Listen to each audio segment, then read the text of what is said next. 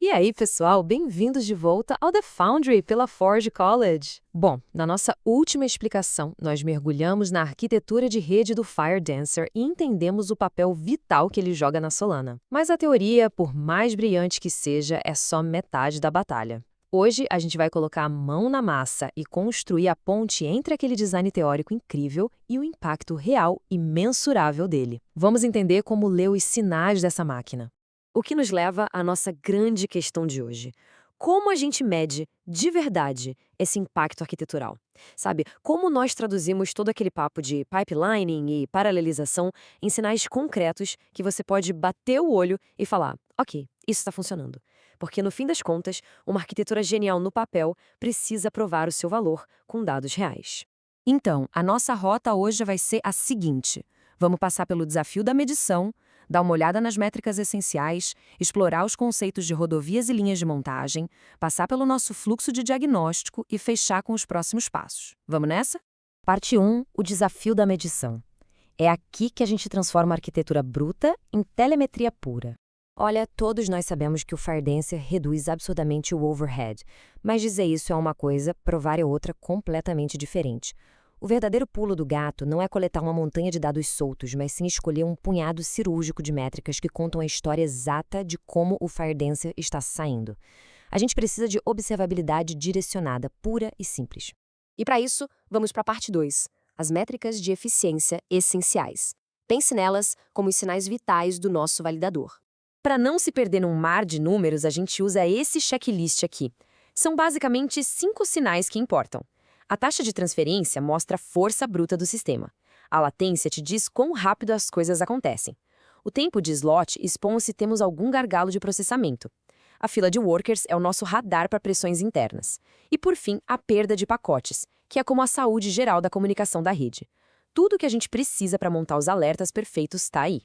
Mas pausa aqui, porque a gente precisa muito falar sobre a latência de cauda. Esquece aquela média bonitinha que todo mundo gosta de olhar. O design do FireDancer foi feito exatamente para atacar os piores cenários possíveis, aqueles famigerados percentis 95 e 99. O verdadeiro teste de fogo para sua arquitetura não é quando tudo está calmo, é quando as coisas ficam feias, e é aí que a latência de cauda grita. O que nos leva ao conceito irmão da latência, a retropressão, ou deck pressure. Sabe quando o sistema parece estar voando com uma taxa de transferência incrível, mas na verdade ele está só escondendo o problema? É literalmente como varrer a sujeira para debaixo do tapete. Se temos retropressão, o validador está criando filas internas imensas que, cedo ou tarde, vão fazer a nossa latência de cauda explodir. Parte 3. Rodovias e linhas de montagem. Vamos facilitar e colocar tudo isso em modelos mentais visuais incríveis. Imagina só uma rodovia gigante com várias faixas. Os carros são os nossos pacotes de dados e as cabines de pedágio são os workers. Se apenas uma cabine trava, adivinha, a nossa latência de cauda vai nas alturas. E o detalhe é, não adianta simplesmente alargar a estrada. Você vai precisar abrir mais cabines ou organizar a entrada dos carros para evitar um engarrafamento caótico. Agora vira a chave. No modelo de linha de montagem, pense no validador como uma fábrica. Cada slot é um produto andando numa esteira por várias estações de processamento.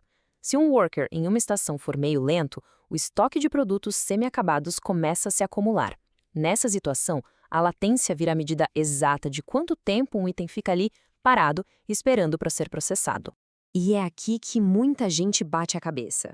O problema está na rodovia ou na fábrica. A diferença entre eles muda todo o seu plano de ação.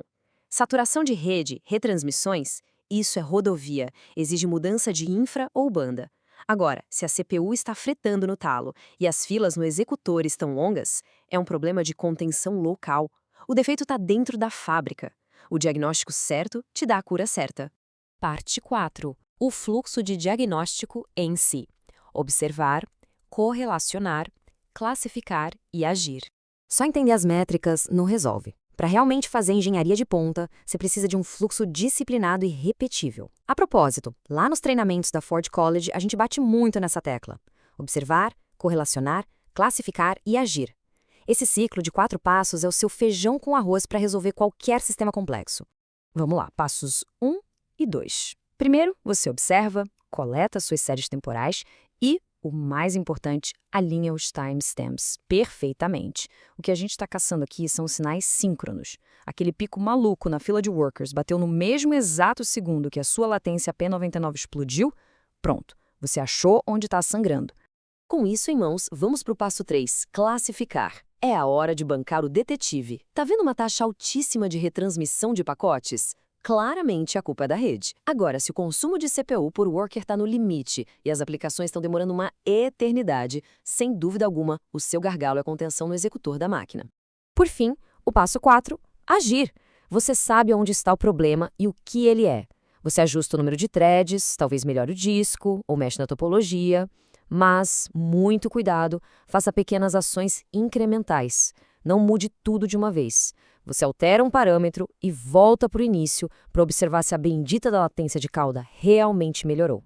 Tem uma frase muito boa sobre isso que diz: os ganhos do FireDancer frequentemente são sutis e visíveis apenas ao correlacionar telemetria por estágio com latência distributiva. Traduzindo, se você não cruzar os dados, você pode acabar culpando a rede por um simples problema interno de backpressure e gastar horas fazendo mudanças inúteis de topologia. A correlação é, sem brincadeira, a alma desse negócio. E assim chegamos na parte 5, nossa conclusão e próximos passos para consolidar de vez o seu monitoramento. Se você for levar apenas 3 coisas dessa nossa conversa de hoje, que sejam estas. 1. Foque sempre na latência de cauda, os piores casos, e nunca só na média. 2. Use aquelas metáforas de rodovia e fábrica para te ajudar a correlacionar a rede com CPU. E 3. Siga religiosamente aquele ciclo de 4 passos para diagnosticar tudo. E para deixar vocês pensando até a nossa próxima explicação, como será que as limitações do mundo real, como restrições severas de hardware e cenários de topologia complexos, vão alterar as linhas de base que nós acabamos de estabelecer? A teoria no papel aceita tudo, mas e na prática? Essa é uma discussão incrível que a gente vai ter logo mais. Para continuar mergulhando de cabeça nessa arquitetura avançada de validadores e acessar uma infinidade de recursos de aprendizado da Web3, é só dar um pulo no nosso site em forge.college. Valeu demais pela companhia em mais esta análise visual, um abraço e até a próxima.